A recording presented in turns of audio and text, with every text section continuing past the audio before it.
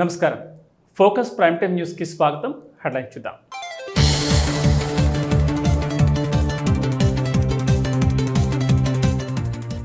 తుమ్మిడిహెట్టి దగ్గర ప్రాణహిత చేవేళ్ల ప్రాజెక్ట్ కట్టి తీరుతాం, ప్రారంభోత్సవానికి నేను వస్తాను, సీఎం రేవంత్ రెడ్డి వ్యాఖ్య.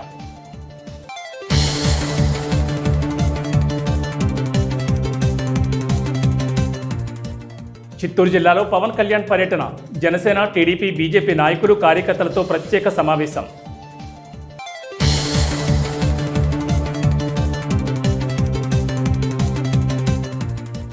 ప్రభుత్వాలు మారుతున్నా ఉప్పర్ పరిస్థితి మారట్లేదు, తెలంగాణ జాగృతి అధ్యక్షురాలు కవిత కీలక వ్యాఖ్యలు.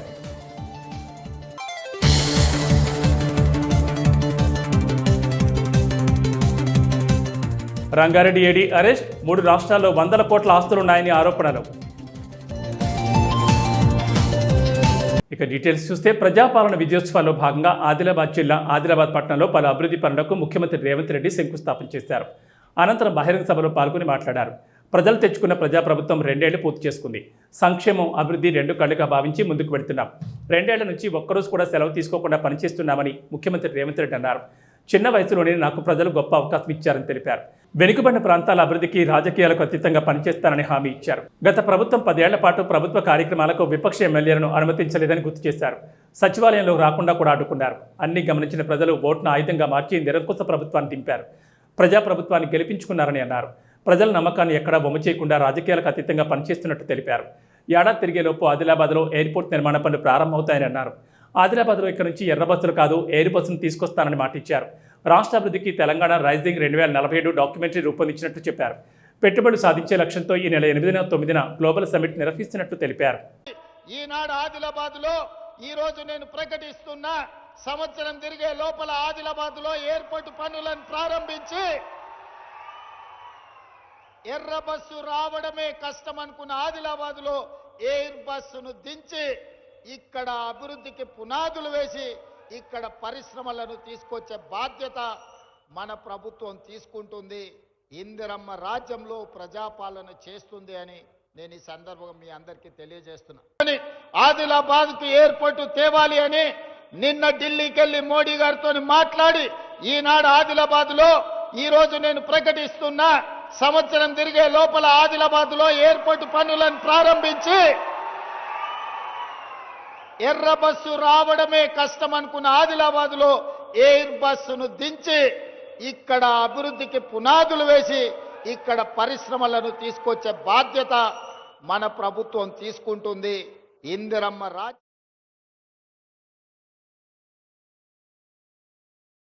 కూటమిలోని 3 పార్టీల నాయకుల ఐక్యతే రాష్ట్ర ప్రగతికి మూలమని, ఇదే స్ఫూర్తి మరో 15 ఏళ్ల పాటు కొనసాగుతేనే సుస్థిర అభివృద్ధి సాధ్యమవుతుందని ఉప ముఖ్యమంత్రి పవన్ కళ్యాణ్ అన్నారు.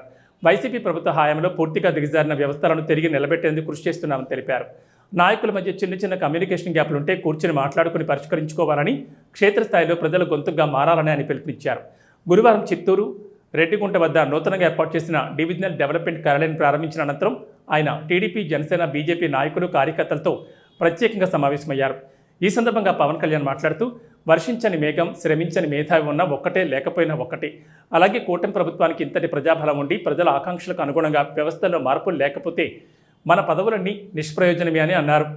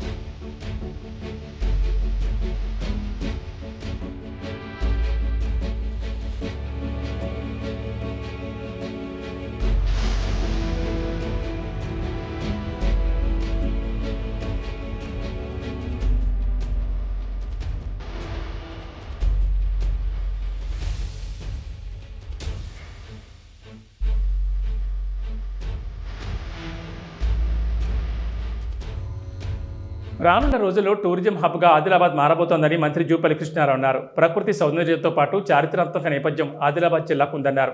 సీఎం రేవంత్ రెడ్డి సహకారంతో ఆదిలాబాద్ను మినీ కాశ్మీర్గా మారుస్తామని, పర్యాటకాన్ని డెవలప్ చేస్తామని కీలక ప్రకటన చేశారు. దీంతో ఆదిలాబాద్కు పెట్టుబడులు వస్తాయని, యువకులకు ఉద్యోగాలు వస్తాయని అన్నారు. అంతర్జాతీయ పర్యాటక కేంద్రంగా తెలంగాణను తీర్చిదిద్దే గొప్ప సంకల్పంతో ముందుకెళ్తున్నామన్నారు.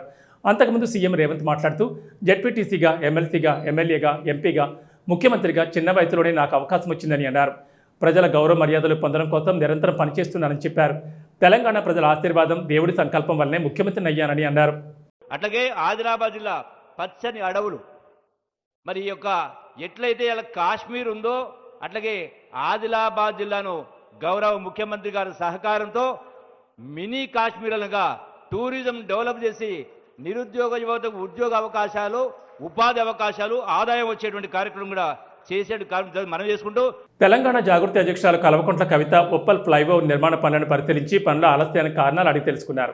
ఈ సందర్భంగా మాట్లాడుతూ ఉప్పల్ ఫ్లైఓవర్ను 8 ఏళ్లుగా కడుతూనే ఉన్నారని అన్నారు. ప్రభుత్వాలు మారుతున్నా కానీ ఉప్పల్ ప్రజల పరిస్థితి మారడం లేదని విమర్శించారు. ఈ అంశంపై తాను శాసనమండలిలో ప్రశ్నిస్తే మంత్రి కోమటిరెడ్డి స్పందించారని, త్వరలోనే సమీక్ష చేసి పూర్తి చేస్తామని హామీ ఇచ్చారన్నారు. ఆ తర్వాత కాంట్రాక్టర్ను మార్చారో లేదో తెలియదు కానీ ఎక్కడికి గొంగళి అక్కడే అన్నట్లుందన్నారు. జాగృతి జనం బాటలో భాగంగా ఈ సమస్యను ప్రభుత్వం దృష్టికి తేవడానికి ఇక్కడికి వచ్చామని చెప్పారు.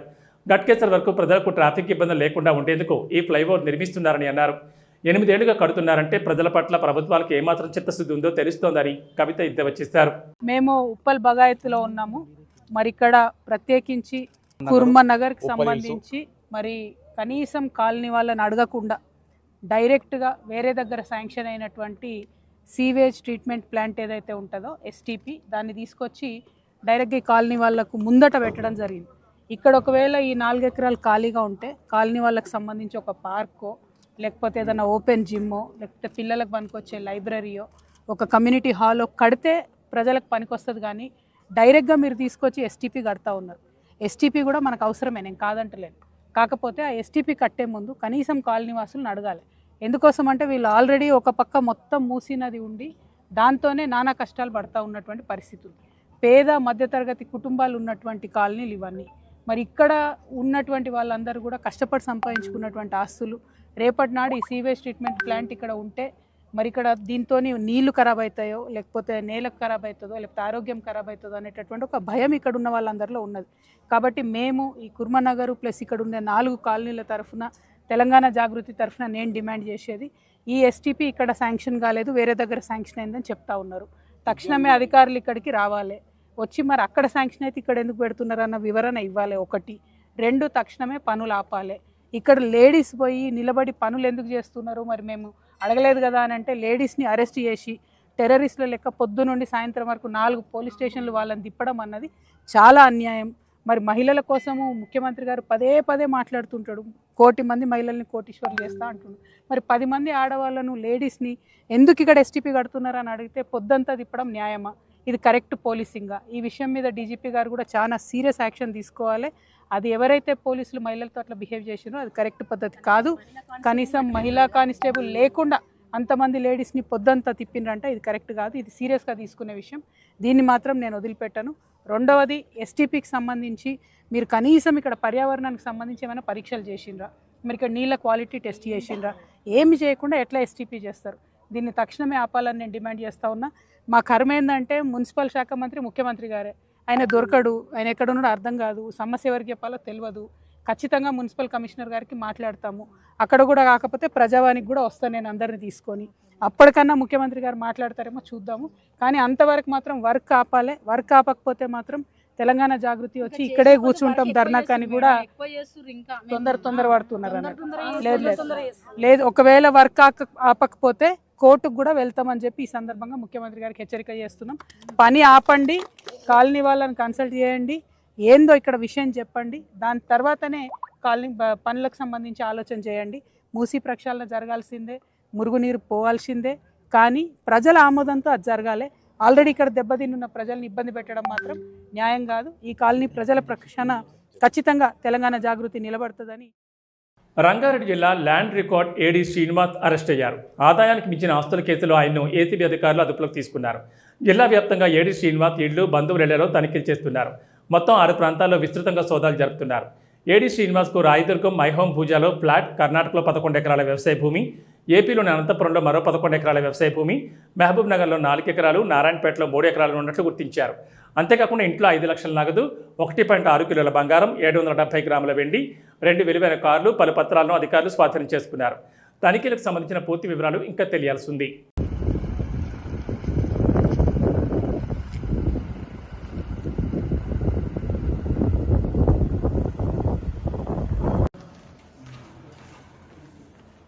ఒక్కసారిగా సోషల్ మీడియా చూసి చలాన్లపై భారీ డిస్కౌంట్ వచ్చిందట, 100% రాయితీ కూడా ఇస్తారట అని నమ్మితే పప్పులు కాలిసినట్లే. ట్రాఫిక్ చలాన్లపై భారీ తగ్గింపుల పేరుతో తిరుగుతున్న ఈ ప్రచారం మొత్తం ఫేక్ అని హైదరాబాద్ ట్రాఫిక్ పోలీసులు స్పష్టం చేశారు. పెండింగ్ చలాన్లు క్లియర్ చేసేందుకు ఇది మంచి అవకాశం అనుకుంటున్న వాహనదారులు అసత్య సమాచారాన్ని గురికావద్దని విజ్ఞప్తి చేశారు. ఇటీవల రోజుల్లో ఇంటర్నెట్లో డిసెంబర్ 13న చలాన్లపై పూర్తి రాయితీలు ఇస్తున్నారంటూ వేగంగా ప్రచారం నడుస్తోంది. ఈ నేపథ్యంలో పోలీసులు తమ అధికారిక ట్విట్టర్ ద్వారా స్పష్టతనిచ్చారు. ఆ తేదీనే ఎలాంటి లోక్ అదాలత్ నిర్వహించడం లేదని, చలాన్లపై రాయితీలకు సంబంధించిన ఎలాంటి అధికారిక నోటిఫికేషన్ ఇప్పటివరకు జారీ కాలేదని తెలిపారు. ప్రజలు ఇలాంటి తప్పుడు పోస్టులు నమ్మకుండా మరెవరికి పంపకుండా జాగ్రత్త పడాలని సూచించారు. ఇక తరచూ చలాన్లపై డిస్కౌంట్ ప్రకటించడం సరికాదని, అలాంటి రాయితీలు వాహనదారులు భయం తగ్గించి నిబంధనల ఉల్లంఘనలు పెరిగే అవకాశం ఉందని హైకోర్టు ఇప్పటికే వ్యాఖ్యానించిన విషయం తెలిసిందే. ప్రస్తుతం ట్రాఫిక్ చలాన్లపై ఎలాంటి రాయితీ లేదు. పెండింగ్ చలాన్ల గురించి నమ్మకమైన అధికారిక సమాచారం కోసం మాత్రమే పోలీసుల వెబ్సైట్లు, యాప్లను వినియోగించాలని అధికారులు సూచిస్తున్నారు. తెలంగాణలో హ్యాకింగ్ బెడద రోజురోజుకు పెరుగుతోంది. తాజాగా ఏకంగా పోలీస్ కమిషనరేట్ వెబ్సైట్ని హ్యాక్ చేశారు. సైబరాబాద్ రాచకొండ పోలీస్ వెబ్సైట్లు 10 రోజులుగా పనిచేయడం లేదు. ఇటీవల హైకోర్టు వెబ్సైట్ హ్యాక్ తర్వాత పోలీసుల వెబ్సైట్ని హ్యాక్ చేశారు కేట్గార్డ్. సైట్లోని లింకులు ఓపెన్ చేస్తుంటే బెట్టింగ్ సైట్లకు రీడైరెక్ట్ అవుతోంది. దీంతో ఐటీ విభాగం సర్వర్లు డౌన్ చేసింది. వెబ్సైట్లు పనిచేయకపోవడంతో ప్రజలు ఇబ్బందులు పడుతున్నారు. 2 వెబ్సైట్లతో పాటు ప్రభుత్వ కీలక వెబ్సైట్లను ఎన్ఐసి నిర్వహిస్తోంది. హ్యాకింగ్ ముఠాలపై సైబర్ క్రైమ్ పోలీసులతో ఎన్ఐసి బృందం సమన్వయం చేస్తోంది. ఇదిలా ఉండగా ఇటీవల సైబర్ నేరగాళ్లు తెలంగాణ హైకోర్టు సంబంధించిన వెబ్సైట్ని హ్యాక్ చేశారు. ఆర్డర్ కాపీలు డౌన్లోడ్ చేస్తున్న క్రమంలో ఆన్లైన్ బెట్టింగ్ సైట్ ఓపెన్ అయ్యాయి. ఈ నేపథ్యంలోనే హైకోర్టు రిజిస్ట్రార్ పోలీసులను ఆశ్రయించారు. పీడీఎఫ్ ఫైల్స్కు బదులు BDGSLOT అనే బెట్టింగ్ సైట్ ఓపెన్ అవుతోంది అంటూ ఫిర్యాదు చేశారు. కేసు నమోదు చేసుకున్న పోలీసులు దర్యాప్తు చేపట్టారు. గత నెల 11వ తేదీన ఈ సంఘటన చోటు చేసుకుంది. 11వ తేదీనే హైకోర్టు రిజిస్ట్రార్ పోలీసులకు ఫిర్యాదు చేశారు. పోలీసులు వెబ్సైట్ హ్యాక్ చేసిన వారిని కనుక్కునే పనిలో పడ్డారు. వెబ్సైట్లోని సమస్యను క్లియర్ చేశారు. తెలంగాణ హైకోర్టు చెందిన ఈ అధికారిక వెబ్సైట్లో ప్రతి కేసుకు సంబంధించిన వివరాలు అందుబాటులో ఉంటాయి. హ్యాకర్లు ఏకంగా ఈ సైట్నే హ్యాక్ చేశారు. టీమిండియా సీనియర్ ఆటగాళ్లు విరాట్ కోహ్లీ, రోహిత్ శర్మల భవిష్యత్తుపై జరుగుతున్న చర్చపై భారత మాజీ హెడ్ కోచ్ రవిశాస్త్రి తీవ్రస్థాయిలో మండిపడ్డారు. వారి కెరీర్తో ఆడుకోవాలని చూస్తున్నారంటూ కొందరికి గట్టి హెచ్చరికలు జారీ చేశారు. వన్డే ఫార్మాట్లో దిగజారైన కోహ్లీ, రోహిత్ల విషయంలో అనవసరంగా తలదొచ్చొద్దని ఆయన స్పష్టం చేశారు. ఇటీవల ఓ ఇంటర్వ్యూలో రవిశాస్త్రి మాట్లాడుతూ, విరాట్ కోహ్లీ, రోహిత్ శర్మ వన్డేలో దిగ్గజారు. అలాంటి స్థాయి ఉన్న ఆటగాళ్లతో మీరు ఆడుకోవద్దని అన్నారు. 2027 వన్డే ప్రపంచ కప్ను దృష్టిలో పెట్టుకుని ఈ ఇద్దరి స్థానంపై వస్తున్న విమర్శల నేపథ్యంలో శాస్త్రి వ్యాఖ్యలు ప్రాధాన్యత సంతరించుకున్నాయి. టెస్టులు, T20 క్రికెట్ నుంచి ఇప్పటికే వారు రిటైర్ అయిన నేపథ్యంలో వారి ఫిట్నెస్పై చర్చ జరుగుతోంది. ఈ ఇబ్బందులు సృష్టిస్తోంది ఎవరిని ప్రశ్నించగా కొంతమంది చేస్తున్నారు. నేను చెప్పేది అంతే. ఒకవేళ ఆ ఇద్దరి మైండ్ సెట్ కుదురుకుని సరైన బటన్ నొక్కితే చుట్టూ ఉన్న వాళ్ళంతా కనుమరుగవుతారని ప్రభాత్ ఖబర్కు ఇచ్చిన ఇంటర్వ్యూలో శాస్త్రి ఘాటుగా సమాధానమిచ్చారు. అజిత్ అగార్కర్ నేతృత్వంలోని సెలక్షన్ కమిటీ, టీం మేనేజ్మెంట్ను ఉద్దేశించే శాస్త్రి పరోక్షంగా ఈ హెచ్చరికలు చేసినట్లు విశ్లేషకులు భావిస్తున్నారు. మ్యాచ్ ప్రాక్టీస్ లేకపోవడం వల్లే 2027 ప్రపంచ కప్కు వారి ఎంపిక కష్టమవుతుందని విమర్శలు వస్తున్న విషయం తెలిసిందే. ఈ నేపథ్యంలో దేశవాళీ వన్డే టోర్నీ అయిన విజయ్ హజారే ట్రోఫీలో ఆడాలని BCCI సూచించగా రోహిత్ అంగీకరించాడు. మొదట విముక్త చూపిన కోహ్లీ కూడా సెలెక్టర్ల ఒత్తిడితో ఆడేందుకు ఒప్పుకున్నాడు. దేశీయ స్టాక్ మార్కెట్లు 4 రోజుల వరుస నష్టాలకు స్వస్తి పలికాయి. ఇవాళ జరిగిన ట్రేడింగ్లో సూచీలు స్వల్ప లాభాలతో ముగిశాయి.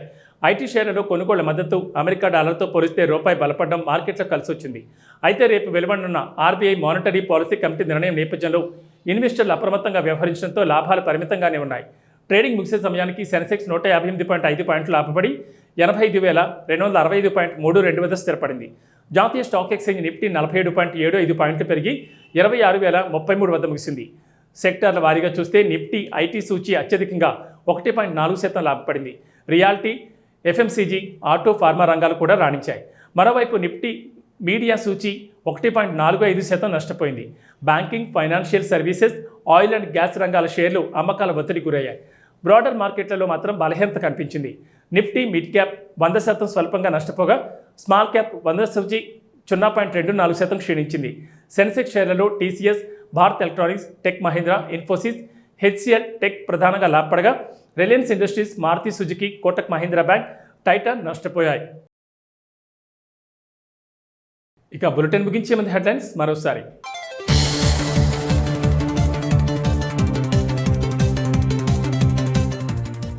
తుమ్మిడిహెట్టి దగ్గర ప్రాణహిత చేవేళ్ల ప్రాజెక్ట్ కట్టి తీరుతాం, ప్రారంభోత్సవానికి నేను వస్తాను, సీఎం రేవంత్ రెడ్డి వ్యాఖ్య.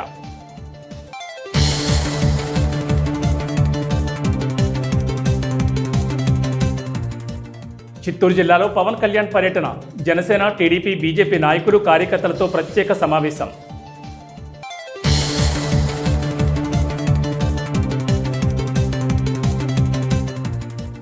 ప్రభుత్వాలు మారుతున్నా ఉప్పర్ పరిస్థితి మారట్లేదు, తెలంగాణ జాగృతి అధ్యక్షురాలు కవిత కీలక వ్యాఖ్యలు.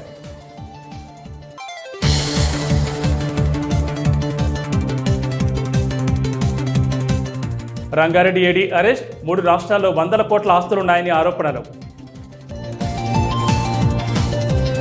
ఇవి బులెటిన్ విశేషాలు. మరో బులెటిన్లో మళ్ళీ కలుసుకుందాం. నమస్కారం.